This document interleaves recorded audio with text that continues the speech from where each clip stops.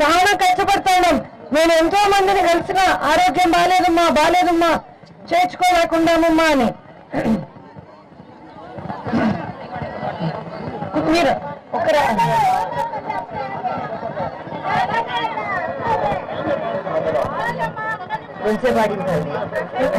జగనన్న వస్తే ఏం చెప్పినారు? ఆరోగ్యశ్రీ కింద 1000 రూపాయలకు మించి ఏం ఖర్చు అయినా సరే ఆరోగ్యానికి ప్రభుత్వమే భరిస్తుంది.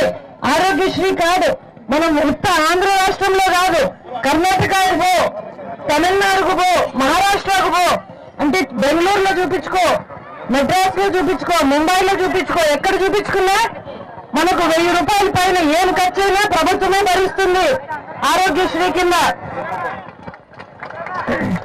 నాలుగోది మనం అనుకున్నాం, ఆడవాళ్లకు కొంచెం ఆర్థిక స్వాతంత్రం. మనం ప్రతిదానికి ఇంకొకరిని డబ్బులు అడగకుండా మనకు మన స్వాతంత్రం ఉంటే బాగుంటుంది అనుకుంటాం కదా, అవునా కదమ్మా? డ్వాక్రా వాళ్ళందరూ మనం అదే కదా అనుకుంటేది. అందుకనే కదా మనం పొదుపు సంఘాల్లో చేరేది. రవణ్య మొత్తం ఎక్స్ప్లెయిన్ చేసినాడు. మీకు రుణాలు మాఫీ చేస్తానన్నాడు. మాఫీ చేసినాడా?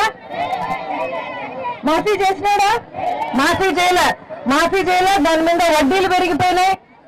14 నుండి వడ్డీ రూపాయి పెట్టాలి. ఆ వడ్డీలన్నీ పెరిగి ఇప్పుడు అన్ని పెరిగిపోయినాయి, వడ్డీలు పెరిగినాయి. జగన్ ఏం చెప్పినాడు? ఎన్నికల రోజుకు అంటే ఏప్రిల్ 11వ తారీఖు పొదుపు సంఘాల రుణాలన్నీ ఎంతైతే ఉంటాయో వాటన్నింటినీ 4 దఫాలలో మొత్తము మాఫీ చేస్తామన్నారు. జగనన్న మాట ఇస్తే నమ్మచ్చా? మనము జగనన్న మాట ఇస్తే నమ్మచ్చా? చంద్రబాబు మాట నమ్మచ్చా? నమ్మకూడదు, నమ్మలేము. మోసం చేస్తాడు ఆయన. రవణ నాకు వచ్చి చెప్పినాడు, నేను ఇక్కడికి వచ్చినప్పుడు, అమ్మ అందరికీ చెప్పండి, మనకు ఆపోజిట్ గా ఉండే వాళ్ళు చెప్తాడు, జగన్ సార్ పులివెందులకు ఎక్కువ రావడం లేదని అని అన్నారు. నేను ఆయన చెప్తే నేను మనసులో అనుకున్నా, పులివెందులకు కాదు, జగన్ సార్ ఇంటికి కూడా ఎక్కువ రావడంలే.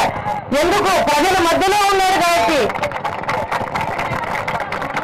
పులివెందులకే కాదు, మా ఇంటికి కూడా రావడంలో ఎక్కువ జగన్. ఎందుకంటే ప్రజల మధ్యలోనే ఉన్నాడు. 14 నెలలు పాదయాత్ర చేసినాడు. 14 నెలలు పాదయాత్ర చేసినాడు జగనన్న, ఇంటికి రాకుండా. ఒక మనిషికి సాధ్యమయ్యేది కాదు. గత 9.5 సంవత్సరాలుగా ఈ కష్టం లేదనకుండా కష్టం చేసినారు. 16 నెలలు జైల్లో పెట్టినారు. 14 నెలలు పాదయాత్ర చేసినారు. ఓదార్పు యాత్ర వారాలు నెలలు తరబడి చేసినారు జగనన్న. 9.5 సంవత్సరాలుగా అంత కష్టపెట్టినారు. జగనన్న కూడా ప్రజల కోసం అంతే కష్టపడినాడు. ఎక్కడే కానీ రాజీ పడలేదు. ఎక్కడే కానీ ఎంతో భయపెట్టడానికి ప్రయత్నం చేసినారు.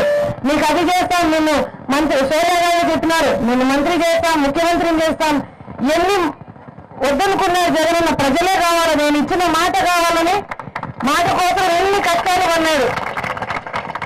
మనమంతా మన ఊరోళ్ళు, మన ఊరు మనిషి జగనన్న. మనమంతా జగనన్నకు నిలబడి తాను గుర్తుకు ఓటేసి అన్నవాళ్ళు చెప్తున్నారు, మనం వేసే ప్రతి ఓటు రాష్ట్రానికి మనం చేసే మేలు.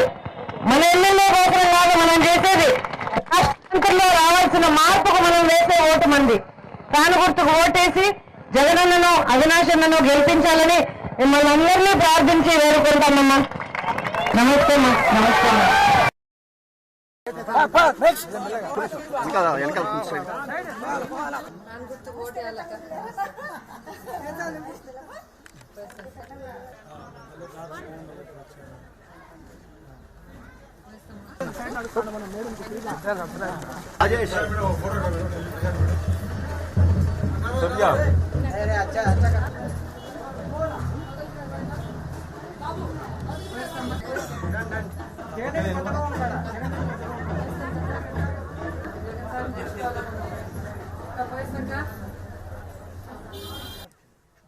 హోల్సేల్ తెచ్చుకుంటాము ఇక్కడ కంపెనీ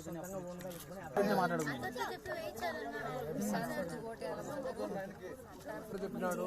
వ్యాపారాలు కూడా 15,000 రూపాయలు ఫ్రీగా డబ్బులు ఇస్తారని చెప్పినాడు. మీకు ఆటోకి కూడా ఇస్తారు. లాస్ట్ 4-5 days గా చేస్తా కూడా మేజర్ గా అందరు చెప్తా ఉండేది నీళ్ల ప్రాబ్లం చెప్తా ఉన్నారు. 5 years లో అసలు ఇండ్లే రిలీజ్ కాలేదనుకుంటా.